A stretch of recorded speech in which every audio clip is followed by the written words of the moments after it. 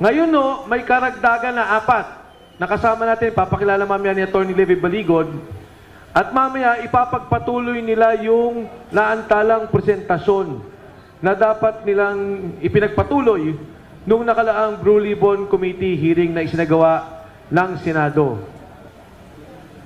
Kaya po sa pagkakataong to, magmula sa 18, may dadagdag dapat na 14.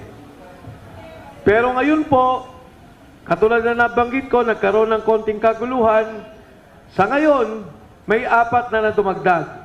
At ang pagpapatuloy po niyan, para ipakilala. At mamaya, ang ating mga sundalo magsasalita.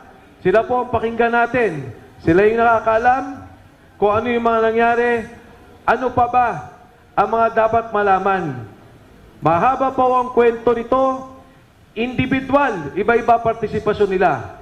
Sa pagpapatuloy po, bibigay ko naman sa isang magiting nating abogado ang nagtaguyod sa kanila at patuloy na lumalaban. Sa ngayon, ang mga magkakasamang to, 10 na ang kaso na ipatong bawat isa sa kanila.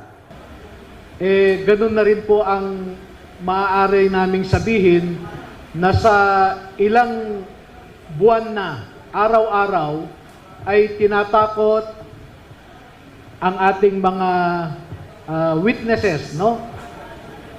Itong mga 18 plus 4 na witnesses natin. Araw-araw po yan, dumadaan kami sa pananakot, dumadaan din po sila sa panunuhol, no?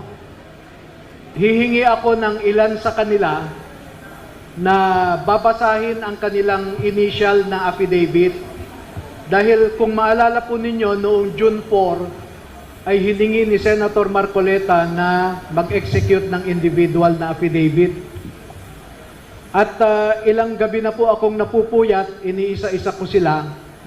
At sa katotohanan, kaninang umaga lang ako natapos na mag-print dito sa initial nila na affidavit. Hindi ko pa po naisali sa kanilang affidavit yung mga picture, no, na ibinahagi nila sa akin. I-introduce ko muna yung mga bago nating kasamahan, no? Dahil alam nyo na yung 18 na nauna. So unahin kong ipakilala sa inyo si former Sergeant Jeron Valderrama, no? Dati itong miyembro ng Philippine Marine Corps. Honorably discharged po ito dahil nagkasakit siya. Nagkasakit siya dahil ilang buwan siyang na-assign sa Mindanao noon. Sa Tipo-Tipo, sa Albarca, Luna. At pagkatapos noon ay pinayuhan siya ng kanyang opisyal na pwede siyang magpa-discharge na lang honorably. Press from him ay magkwento siya kung ano yung kanyang naranasan noong empleyado siya ni Zaldico. Magandang hapon po sa inyong lahat, mga kababayan, mga mamayang Pilipino. Ako po si Jeron Gaviria Valderrama. Bali po, tama po siya, Atty. na kagaling po lang namin sa balikadati lang po namin dito sa Manila, galing po ng mga probinsya. Year 2009 po, bali pumasok pa ako sa Philippine Marine Corps hanggang 2011 po. At doon naman po kay former Congressman Elizaldico, kay Boss ESI, nakapasok po ako doon ng July 22, 2024 hanggang end of December 2025. Sa loob po ng 1 taon at 6 na buwan, ang mga narasan ko po na mga pagde-deliver ng mga mali-maleta na sinasabi ng aking mga kasamahan, unang-una po kay former speaker, dyan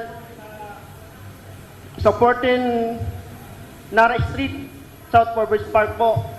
Bali po, 2 beses po ako dyan nakapag-deliver. Yung una po, bali 3 po kaming sasakyan.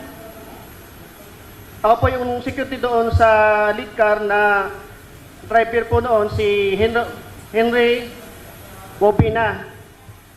Then nakasagay po sa akin yung dalawang A na sinasabi ng aking mga kasama na sina John Paul Estrada at Mark Tiksay.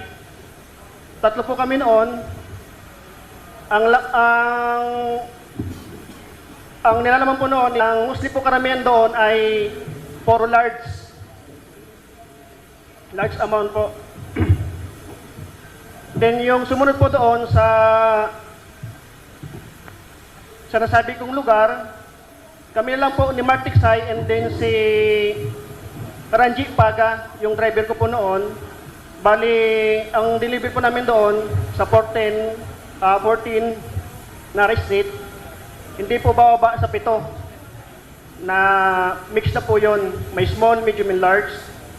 At sumunod po kay Senator Erwin Tulfo. Dito po sa, nung time na po yon, may meeting po noon si boss dyan sa may Mario Restaurant, sa may Tomas Morato, Timog, Quezon City. Kami po yung, advance team po. At meron pong meeting sila doon. Nung dumating na po, sina Senator Erwin at si Boss, sila po yung unang pumasok doon sa pintuan ng restaurant. Papasok doon sa loob. Then, yung dalawa pong sasakyan na parehas elite na white van, mabilisan lang po yung transaction na paglilipat ng dalawang medium size na maleta. Ang estimated po noon ay 40 to 50 milyon ang laman. Then, ang sumunod po noon na experience ko sa pagde-deliver ay doon po kay Comelec Chairman George Garcia. Diyan po galing po sila ng Dasyang Tower, no? Then kami, andun kami sa may corner, sa Pereya Street, Corner de la Rosa. Bali, ang kasama ko rin po nun, si Mark Tiksay at si Ranji Paga po ulit. Na ang dala po namin ay yung hand carry bag na kulay itim. Kasi doon pa ko sa unahan, ang una pong lumamig sa amin ay yung driver niya. Then binuksan ni Mark Tiksay yung doon sa right slide door, inabot sa driver ni George Garcia. Then pagkalagpas po ng mga ilang metro, magkasalubong po sila ni George Garcia. Then lumapit din po si Chairman George Garcia. Then binuksan po ulit ni Mark Tiksay yung sliding door. Then inabot po yung receiving copy. Yun po nasaksihan ko doon. Then tinanong ko po si Mark Tiksay, sabi ko, Boss Mark, magkano po ba yung laman ng hand carry na yun? Sabi niya 10 million daw po. Yun lang po at maraming salamat po. Ito na yung mga individual na more or less affidavit nila. Ako po si Rosebert Makasasa Opan, Pilipino, nasa wastong gulang at ininirahan sa Taguig City. Matapos na makapanumpa ng naayon sa batas, ay nagpapahayag at nagsasalisay ng mga sumusunod. Personal na impormasyon at pinagmulan ng trabaho. Ako ay dating enlisted personnel ng Philippine Marine Corps. Pagkatapos ng aking paglilingkod sa militar, pumasok ako sa perbanong sektor bilang security professional. Ako ay naging dating empleyado ni Ginoong Elizalde Esco, nakilala rin sa tawag na Boss ESC o Boss Saldi. Nagtrabaho ako bilang personal assistant at security consultant ni Ginoong ko at ng kanyang pamilya. Ang aking panunungkulan kay Ginoong ko ay nagsimula noong December 4, 2023 hanggang December 2025. At pagkatapos ng kontrata ng marami sa aming mga kasamahan, bagamat ang ilan ay natapos noong Disyembre 2025, ako ay kabilang sa 18 dating empleyado na lumda sa pinagsamang sinumpaang salaysay noong Pebrero 23, 2026. Kasama ko sa hanay ang iba pang dating enlisted personnel ng Philippine Marine Corps at magkakasama kaming nagsilbi sa ilalim ng security organization ni Ginoong ko. Bilang bahagi ng aming na tungkulin, kami ay inuutusan na mag-escort sa mga trusted executive assistant ni Ginoong ko tuwing sila ay magdi-deliver ng pera.